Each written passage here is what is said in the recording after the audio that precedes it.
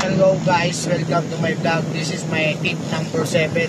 So pag-aralan natin yung sa article 28 mga kapitos kung paano tinatawag yung 8 seconds, no? For example, bola siya ng team B, heroin ng B1, dapat matouch lang ng B2 o mahawakan niya, may dribble. Pag nag-dribble na po yan, doon na nag-i-start din po yung ating bilang na 8 seconds, no? Mas better na nagka-counting tayo kasi na FIFA po kasi pag visible po yung shot clock dito sa ibabaw ng backboard, hindi na po binibilangan. Pero sa atin, mas maganda po siguro bilangan natin para mayroon po tayong trabaho. Makita po ng coaches na talagang nagtatrabaho tayo, binibilangan natin.